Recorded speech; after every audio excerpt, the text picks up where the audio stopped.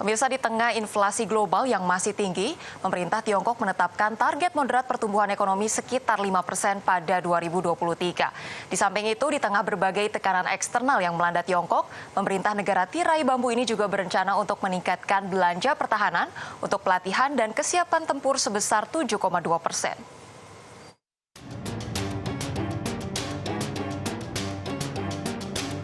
Pada pertemuan tahunan Kongres Rakyat Nasional Negara Tirai Bambu Tiongkok menetapkan target moderat untuk pertumbuhan ekonomi sekitar 5% pada tahun ini. Pada 2022 lalu, perekonomian Tiongkok menunjukkan kinerja terlemahnya dalam beberapa dekade terakhir. Tahun lalu produk domestik bruto Tiongkok hanya tumbuh 3%, tertekan oleh 3 tahun penanganan pandemi COVID-19 yang ketat, krisis perumahan, dan sektor swasta yang tertekan. 全面贯彻党的20大精神，砥砺前行，推动经济。今年发展的主要预期目标是，国内生产总值增长5%左右，城镇新增就业1200万人左右，城镇调查失业率5.5%左右，居民消费价格上浮3%左右。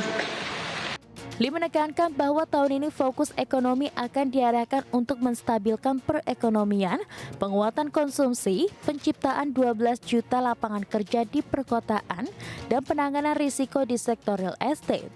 Tiongkok juga menetapkan target defisit anggaran tahun ini sebesar 3% PDB atau naik dari target tahun lalu yang hanya sekitar 2,8%.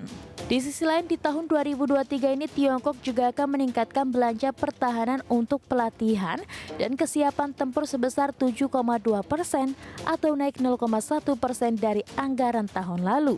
Tidak hanya itu, prospek demografis yang memburuk dengan tingkat kelahiran yang anjlok tahun lalu membuat Tiongkok juga berencana untuk menurunkan biaya persalinan, pengasuhan anak dan pendidikan, dan akan secara aktif menanggapi populasi yang menua dan tingkat kesuburan yang menurun.